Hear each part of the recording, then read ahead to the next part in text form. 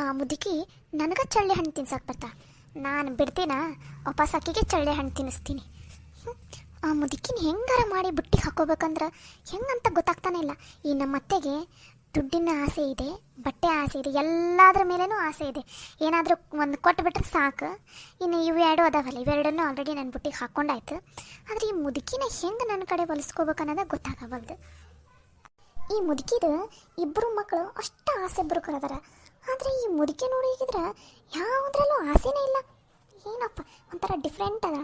ಈಗಿನ ಮೊದಲು ನಾನು ಏನಾದರೂ ನನ್ನ ಕಡೆ ಹೊಲಿಸ್ಕೊಂಡೆ ಅಂದ್ರೆ ಈ ಮುದುಕಿ ನನ್ನ ಮಾತು ಕೇಳಂಗಾಗ್ಬಿಟ್ರೆ ಮುಗೀತು. ಈ ಮನೆಯಾಗಿರೋರು ಎಲ್ಲರೂ ನಾನು ಹೇಳ್ದಂಗೆ ಕೇಳ್ತಾರೆ. ಆದರೆ ಈ ಮುದುಕಿನ ಹೆಂಗೆ ನನ್ನ ಹತ್ರ ಹೇಳ್ಕೊಳ್ಳೋದು?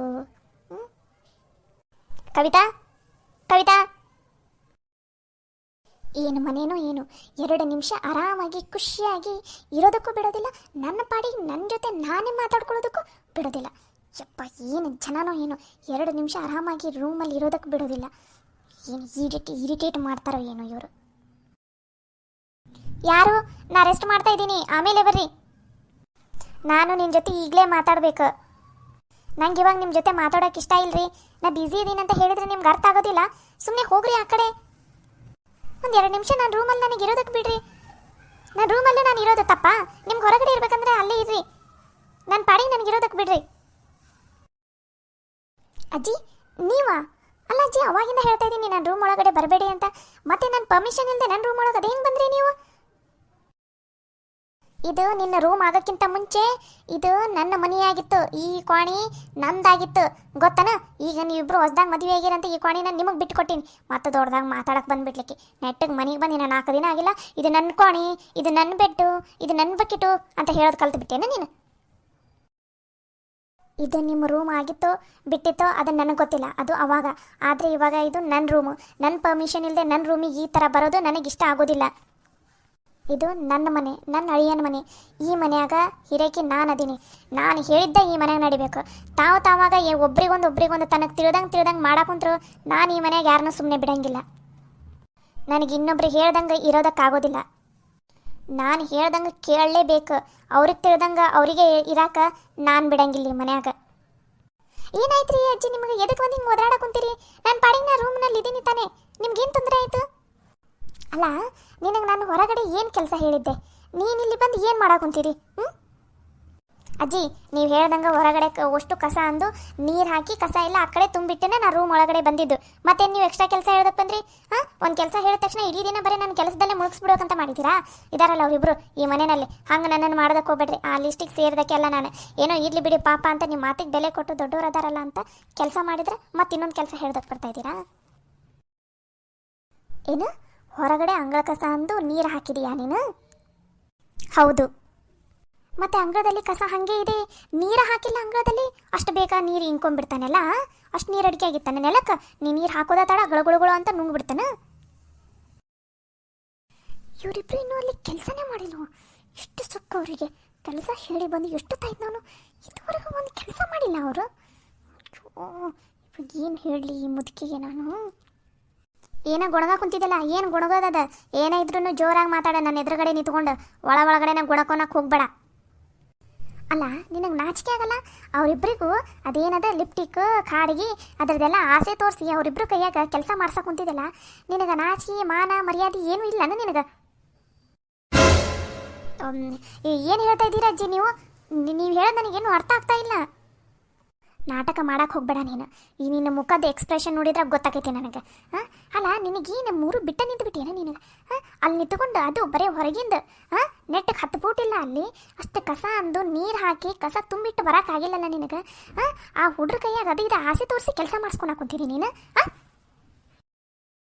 ಅಜ್ಜಿ ನೀವು ಸರಿಯಾಗಿ ಮಾತಾಡ್ರಿ. ಹಿಂಗೆ ಮಾತಾಡಿದ್ರೆ ಸರಿ ಇರೋದಿಲ್ಲ ನೋಡ್ರಿ.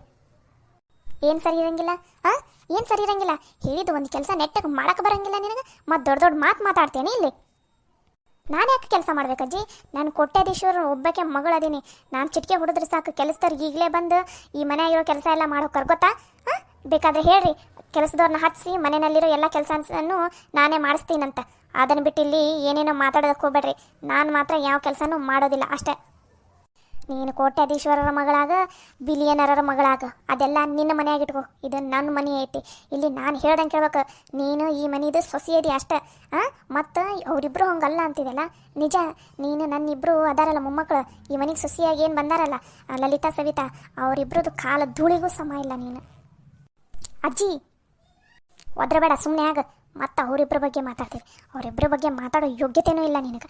ಮತ್ತೆ ಬಂದ್ಲಿಲ್ಲಿ ನಾನು ಹೇಳಿದ ಕೆಲಸ ನೀನು ಈ ಮನ್ಯಾಗ ಮಾಡ್ಬೇಕಂದ್ರೆ ಮಾಡ್ಬೇಕು. ನೀನು ಕೋಟ್ಯಾಧೀಶ್ವರರ ಮಗಳಾಗ ಏನಾರ ಯಾಕಾಗ ಅದು ನಿಂತವ್ರ ಮನ್ಯಾಗ. ಇದು ಗಂಡನ ಮನೆ ಐತಿ. ಇಲ್ಲಿ ಎಲ್ಲರೂ ಹೆಂಗೆ ಇರ್ತಾರ, ನೀನು ಹಂಗೆ ಇರ್ಬೇಕು. ಇಲ್ಲದ್ದೆಲ್ಲ ದಿಮಾಕ್ ಮಾಡಕ್ಕೆ ಹೋಗ್ಬೇಡ. ಮಾಡಕ್ಕೆ ಬರಲ್ಲ ಅಂದ್ರೆ ಅಜ್ಜಿ ನನಗೆ ಮಾಡಕ್ಕೆ ಬರೋದಿಲ್ಲ, ಹೇಳ್ಕೊಡ್ರಿ ಅಜ್ಜಿ ನಾ ಮಾಡ್ತೀನಿ ಅನ್ನೋದಿರ್ಬೇಕು. ಅದನ್ನ ಬಿಟ್ಟು ನಾನ್ಯಾಕೆ ಮಾಡಲಿ, ನಾನ್ಯಾಕೆ ಬಿಡಲಿ ಅಂತ ಮತ್ತೆ ನನ್ನ ಹತ್ರನೂ ಸುಳ್ಳು ಹೇಳಿ ಅವರಿಬ್ರು ಕೈಯಾಗ ಕೆಲಸ ಮಾಡ್ಸಕೊಂತಿದ್ದೆ. ಹಬ್ಬ ಹಬ್ಬ ಅದಿದ್ದಿ ನೀನು. ನಾನು ಅನ್ಕೊಂಡಿದ್ದೆ, ಆದರೆ ನಾನು ಅನ್ಕೊಂಡಿದ್ದಕ್ಕಿಂತ ಜಾಸ್ತಿ ಕ್ರಿಮಿನಲ್ ಅದಿದೆ ನೀನು. ನಿನ್ನನ್ನು ಹೆಂಗೆ ಬಗ್ಗಿಸ್ಬೇಕನ್ನೋದು ನನಗೆ ಚಂದನ ತಂಗೊತ್ತೈತಿ. ಬಾ ನನ್ನ ಜೊತೆ. ಎಲ್ಲಿಗೆ ಬರಬೇಕು? ಹೊರಗಡೆ ನಾನು ಹೇಳಿದ್ದೆಲ್ಲ ಕೆಲಸನ ಅದನ್ನು ಮುಗಿಸಂತಿ ಅಂತ ಬಾ ಸುಮ್ಮನೆ. ಇವಾಗ ನನ್ನ ಕೈಯಲ್ಲಿ ಆಗಲ್ಲ ಅಜ್ಜಿ ಮಾಡೋದಕ್ಕೆ. ನಾ ರೆಸ್ಟ್ ಮಾಡ್ತೀನಿ. ನಾ ಬೇಕಾದರೆ ಈವ್ನಿಂಗ್ ಮಾಡ್ತೀನಿ. ಹೌದೌದೌದು, ಪಾಪ ಬೆಳಗ್ಗೆ 4 ಗಂಟೆಗೆ ಎದ್ದು ಎಲ್ಲ ಕೆಲಸ ಮಾಡಿ ಸುಸ್ತಾಗ್ಬಿಟ್ಟೈತಲ್ಲ, ಅದಕ್ಕೆ ಮಲ್ಕೋ ಬಾ. ಮತ್ತೆ ಚಾದರ್ ಒಚ್ಚಿ ಫ್ಯಾನ್ ಹಾಕಿ ಲಾಲಿ ಬೇಗ ಹಾಡ್ಲೇನು ಮತ್ತೆ ಮಲ್ಕೋತೇನೆ. ನಿನ್ನ ಮುಖಕ್ಕೆ ಎದ್ದಾಳದ 9:15 ಎದ್ದಿದಿ, ತಿಂದಿದಿ, ಕುತ್ಕೊಂಡಿದ್ದಿ. ಅದನ್ನು ಬಿಟ್ರೆ ಮತ್ತೇನು ಮಾಡಿಲ್ಲ. ಮತ್ತೆ ಸುಸ್ತಾಗೈತಂತ. ಬಾ ಸುಮ್ಮನೆ ನನ್ನ ಜೊತೆ. ಹೊರಗಿಂದ ಕಸ ಅಂದು ನೀರು ಹಾಕಿದಿ. ಇವತ್ತು ನಿನಗೆ ಈ ಮನ್ಯಾಗ ಊಟ ಇಲ್ಲ ಅಂದ್ರೆ ಈ ಮನ್ಯಾಗ ಊಟ ಇಲ್ಲ, ಏನಿಲ್ಲ ನೋಡ. ಮತ್ತೆ ಸುಮ್ಮನೆ ನಾನು ಹೇಳಿದ್ದಕ್ಕೆ ಕೇಳ್ಬೇಕಂದ್ರೆ ಕೇಳ್ಬೇಕು. ಚಂದನತ್ತಂಗೆ ನಾನು ಹೇಳಿದ್ದಕ್ಕೆ ಕೇಳಿದಿ, ಜೀವನದಾಗ ಉದ್ಧಾರ ಹಾಕಿದಿ, ಈ ಮನ್ಯಾಗ ಇರ್ತಿದಿ. ಇಲ್ಲ ನಾನು ಏನು ಮಾಡ್ತೀನೋ ನನಗೆ ಗೊತ್ತಿಲ್ಲ. ಸುಮ್ಮನೆ ಬಾ ನನ್ನ ಜೊತೆ. ನಾನು ಹೊರಗಡೆ ಹೋಗಿ ನಿಂತ್ಕೊಳ್ಳೋಷ್ಟಿಗೆ ನೀ ಬಂದು ಕಸ್ಬರ್ಗಿ ಹಿಡ್ಕೊಂಡಿರ್ಬೇಕು. ಮತ್ತಿಲ್ಲ ಅಂದ್ರೆ ಇನ್ನೂ 2 ಕೆಲಸ ಜಾಸ್ತಿನೇ ಹೇಳ್ತೀನಿ, ನೆನಪಿರಲಿ. ಏನು ಮುದುಕಿ ಐತಿದು, ನನಗೆ ಆಟಾಡಿಸ್ತೀಯ ನೀನು? ಮಾಡ್ತೀನಿ. ಇವಾಗ ನಿನ್ನ ಟೈಮ್ ಐತಿ, ಮಾಡು. ನನಗೆ ಗೊತ್ತೈತಿ ನಿನ್ನನ್ನು ಈ ಮನೆಯಿಂದ ಮೊದಲು ಒದ್ದು ಹೊರಗಡೆ ಹಾಕ್ತೀನಿ.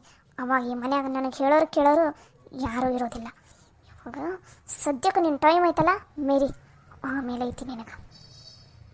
ಈ ಕವಿತನ ಎದುರು ಹಾಕ್ಕೊಂಡೆಲ್ಲ, ಇನ್ನು ಮೇಲೆ ನೀನು ಅದು ಹೆಂಗೆ ನೆಮ್ಮದಿಯಿಂದ ಈ ಮನೆ ಆಗಿರ್ತೀಯ ನಾನು ನೋಡಬಿಡ್ತೀನಿ.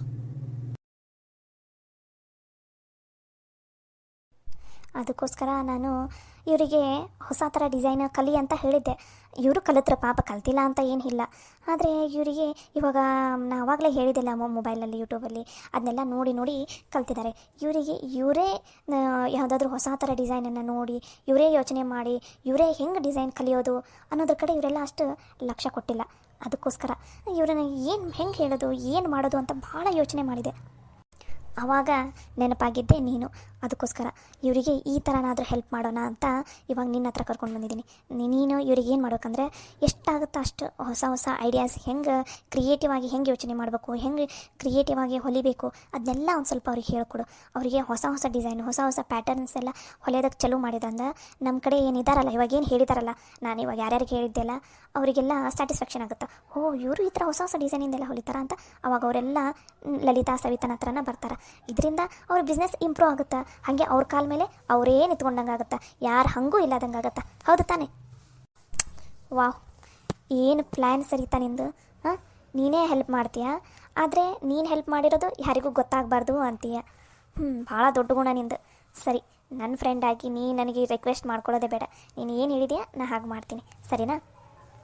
ಸರಿ ನಡಿ. ಎಷ್ಟೊತ್ತಾಯ್ತು ನಾವಿಲ್ಲೇ ನಿಂತ್ಕೊಂಡು. ಪಾಪ ಅವರು ಶಾಪೆಲ್ಲ ನೋಡ್ತಾ ಇದ್ದಾರೋ ಏನೋ, ಗೊತ್ತಾಗಲ್ಲ ಅನ್ಸುತ್ತೆ ಅವ್ರು ಯಾವ ಕಡೆ ಹೋಗಬೇಕು ಏನು ಅಂತ. ನಾವು ಹೋಗೋಣ ಬಾ. ಸರಿ ಆಯಿತು ನಡಿ. ಹಾಯ್ ಎಲ್ಲರಿಗೂ ನಮಸ್ಕಾರ. ನಿಮ್ಮೆಲ್ಲರಿಗೂ ಈ ಸ್ಟೋರಿ ಇಷ್ಟ ಆಗ್ತಾಯಿದೆ ಅಂತ ಅಂದ್ಕೊಂಡಿದ್ದೀನಿ. ದಯವಿಟ್ಟು ಇಷ್ಟ ಆದರೆ ವಿಡಿಯೋಸ್ಗೆಲ್ಲ ಲೈಕ್ ಮಾಡಿರಿ, ಶೇರ್ ಮಾಡಿರಿ, ಕಮೆಂಟ್ ಮಾಡಿ, ಹಾಗೆ ಸಬ್ಸ್ಕ್ರೈಬ್ ಆಗಿ ಮತ್ತು ಪಕ್ಕದಲ್ಲಿರೋ ಬೆಲ್ ಐಕನ್ ಮೇಲೆ ಕ್ಲಿಕ್ ಮಾಡಿ. ವ್ಯೂಸ್ ಯಾಕೋ ಭಾಳ ಕಡಿಮೆ ಆಗ್ತಿದೆ. ದಯವಿಟ್ಟು ನಿಮ್ಗೆ ಯಾರ್ಯಾರು ಪರಿಚಯ ಇದ್ದಾರೆ, ನಿಮ್ಮ ಫ್ರೆಂಡ್ಸು, ನಿಮ್ಮ ರಿಲೇಷನ್ಸು ಯಾರ್ಯಾರಿದ್ದಾರೆ ಅವರಿಗೆಲ್ಲ ವಿಡಿಯೋನ ಶೇರ್ ಮಾಡಿ, ಸರಿನಾ? ನಮಸ್ಕಾರ. ಹಾಗೆ ನಂದು ಇನ್ನೊಂದು ಚಾನಲ್ ಇದೆ, ಕಾರ್ಟೂನ್ ಜಗತ್ತು ಅಂತ. ಅದರಲ್ಲಿ ತುಂಬ ಕುಟುಂಬ ಅಂತ ಒಂದು ಹೊಸ ಸ್ಟೋರಿನ ಅಪ್ಲೋಡ್ ಮಾಡ್ತಾಯಿದ್ದೀನಿ.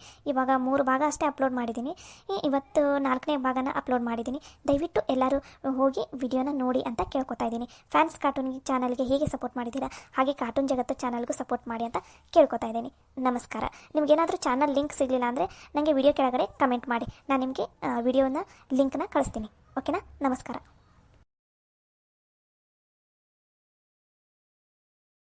ಸವಿ, ನೋಡಲಿ ಇಲ್ಲಿ ಬ್ಲೌಸಿಂದು ಎಷ್ಟು ವೆರೈಟಿ ಡಿಸೈನ್ ಅದಾವು. ಯಪ್ಪ, ಲಲಿತಾ, ನಾವು ಹಿಂಗೆ ವೆರೈಟಿ ಡಿಸೈನಲ್ಲೆಲ್ಲ ಹೊಲಿದ್ವಿ ಅಂದ್ರೆ ನಮ್ಮ ಹತ್ರ ಭಾಳ ಜನ ಬರ್ತಾರೆ ಬ್ಲೌಸ್ ಎಲ್ಲ ಹೊಲ್ಸಾಕ. ಹ್ಞೂನ್ಲಿ ನಿಜ.